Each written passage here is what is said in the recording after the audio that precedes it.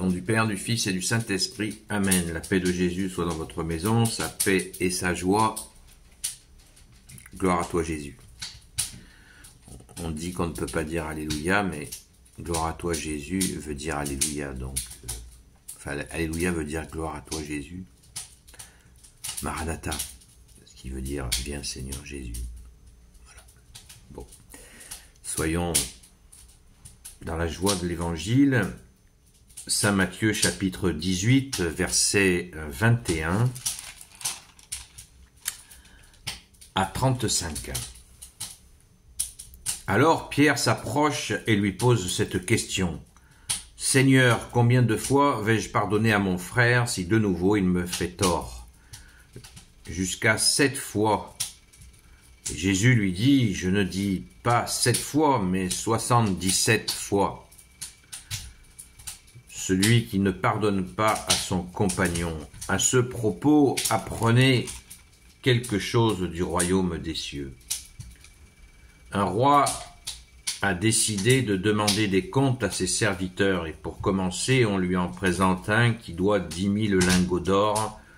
Comme il n'est pas en mesure de rembourser, son seigneur ordonne de le vendre avec sa femme, ses enfants et tout ce qu'il a, de manière à récupérer quelque chose. Alors le serviteur se jette à ses pieds, face contre terre, et lui dit « Sois patient avec moi, je te rembourserai tout ». Le roi a une telle compassion de lui qu'il le remet en liberté, et même il efface sa dette. Mais aussitôt sorti, ce serviteur rencontre un compagnon de travail qui lui doit 100 pièces. Il le prend à la gorge en lui disant « Rends-moi ce que tu me dois ». Son compagnon se jette à ses pieds et le supplie « Sois patient avec moi et je te rembourserai ». Mais l'autre refuse et s'en va le faire mettre en prison jusqu'à ce qu'il ait remboursé sa dette. En voyant cela, les autres compagnons sont profondément peinés et ils vont dénoncer à leur seigneur ce qui vient de se passer. Le seigneur fait alors appeler l'autre et lui dit « Méchant serviteur, quand tu m'as supplié, je t'ai libéré de toute cette dette. Ne devrais-tu pas toi aussi avoir pitié de ton compagnon, comme j'ai eu pitié de toi ?» Le Seigneur était fort en colère, et il le remit aux mains des bourreaux, jusqu'à ce qu'il ait payé tout ce qu'il devait. Oui, mon Père des cieux vous traitera de la même façon si chacun de vous ne pardonne pas à son frère du fond de son cœur.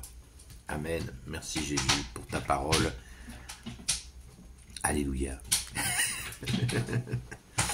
Donc, merci Jésus, nous sommes dans la joie de l'Évangile et restons-y bien. Pardonner 7 fois, 77 fois, ça veut dire, le 7 étant le chiffre de la plénitude, eh bien, c'est la plénitude.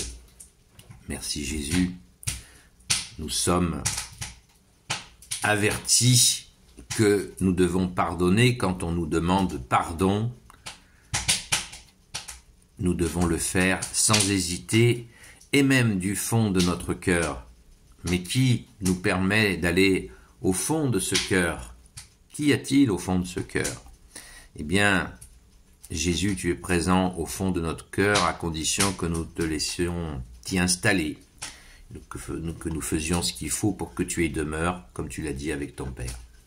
Merci Jésus, c'est une grande grâce. Pourquoi Jésus nous demande cela avec une telle puissance? Est-ce pour nous contraindre? Est-ce un Dieu qui nous dit « Je veux que tu pardonnes, celui qui te demande pardon pointe à la ligne. Tu m'obéis. » Est-ce cela que fait Jésus avec nous? Pas du tout. Bien évidemment que non. Jésus nous dit « La vérité vous rendra libre. » Jésus est le chemin, la vérité et la vie. Tu nous donnes cette consigne, oh Jésus, une consigne d'amour et de liberté, car quand nous pardonnons, eh bien, nous sommes libres. Quand nous gardons la rancœur, la haine, voire la haine, nous sommes enchaînés à la personne en question.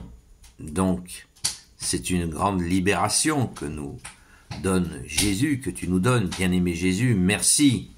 Ne nous méprenons pas. sur cela.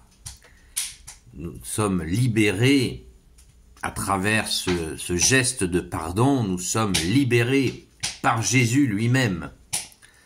Alors que si nous sommes dans la rancune, eh bien, dans la rancœur, voire pire, la haine, eh bien, nous sommes liés à la personne. C'est ainsi, tout le monde le sait. Mais tout le monde ne sait pas que Jésus est le seul libérateur, seul sauveur. Amen. Merci Jésus. Saint Pierre, en plus, a demandé, a posé cette question. Le grand Saint Pierre a posé cette question parce que c'est un homme concret, c'est un pêcheur de poissons, il n'est pas encore pêcheur d'hommes à ce moment-là, et il connaît la vraie vie avec les tensions entre les gens. Et il pose cette très bonne question. Merci au grand Saint Pierre.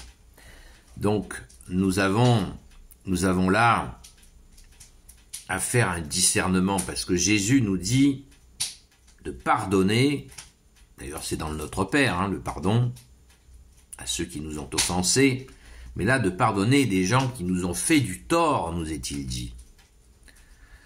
Et nous devons pardonner quand c'est la personne qui nous a fait du tort nous demande pardon. Est-ce que nous devons pardonner systématiquement quand quelqu'un nous fait du tort et qu'il ne demande pas pardon? Vous voyez, la parabole que Jésus explique, c'est bien quelqu'un qui fait la démarche.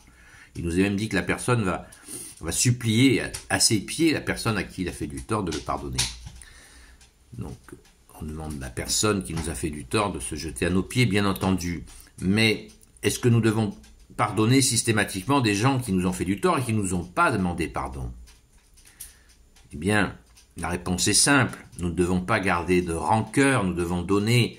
Quand quelqu'un nous a fait du tort et qui ne nous demande pas pardon, nous devons tout simplement offrir cela à Jésus. Mais sortons de cette idée que c'est nous qui devons, par exemple, aller voir cette personne et dire « Tu m'as fait du tort et je te pardonne ». Ça, c'est non. Il ne faut pas aller là-dedans, il faut laisser la personne faire son cheminement intérieur pour qu'elle, d'elle-même, éventuellement, vienne nous demander pardon. Mais nous ne distribuons pas des pardons comme des petits pains, comme ça. Pas du tout. Par contre, il est hors de question de s'enfermer dans une rancœur. Ah, il m'a pas demandé pardon, je lui en veux. Non, non, non, non. Restons dans ta paix, Jésus, dans ton amour.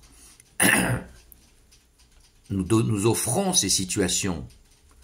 Voilà. Jésus, je t'offre cette situation. Cette personne vient de m'insulter. Eh bien, je t'offre cette situation, Jésus. Ai-je à dire, je la pardonne. Non. Ce n'est pas ça. C'est pas ce qui nous est demandé. On oublie. Par la grâce de Jésus, on ne peut pas le faire de nous-mêmes. Amen. Merci Jésus d'être le seul et unique libérateur. Amen. Gloire éternelle soit au Père et au Fils et au Saint-Esprit, maintenant et toujours et pour l'éternité. Amen. Ô Jésus, toi qui peux tout et qui portes tout, je te confie toutes celles et ceux qui regarderont cette vidéo ainsi que leurs proches selon ta seule volonté, ô Jésus, Sainte Marie, Reine des cieux, toi l'Immaculée Conception, toi qui écrases le serpent, toi qui as la lune sous tes pas, toi notre Mère, Notre-Dame, Grand Saint Joseph, toi le juste et le saint, toi le sage, toi la terreur des démons, toi le saint gardien de la Sainte Église catholique et apostolique, Sainte Marie-Madeleine, notre chère Sainte Patronne, et vous tous les saints et saintes, amis de toi, ô Jésus, Saint Michel Archange, qui est comme Dieu, Saint Gabriel Archange, Saint Raphaël Archange, et vous tous les anges qui servez Jésus, je vous confie toutes celles et ceux qui regarderont cette vidéo, ainsi que leurs proches, selon ta seule volonté, ô Jésus. La paix de Jésus soit dans votre maison. Prions, chers frères et sœurs, pour toutes ces personnes qui vont recevoir le baptême à Pâques, toutes ces personnes qui vont recevoir la confirmation à Pâques. Prions, car, comme a dit le grand Saint Pierre, le diable est comme un lion rugissant, donc il nous faut prier pour eux. C'était l'objet du dimanche, de ce dimanche qui vient de passer. Eh bien, prions sans cesse pour ces frères et sœurs futurs enfants de Dieu ou confirmés. Donc, confirmés, c'est ceux qui vont dire leur oui adulte à Jésus. Oh, merci Jésus, c'est absolument merveilleux. Notre vie est bouleversée, changée par cet acte magnifique. Merci Jésus, à très vite.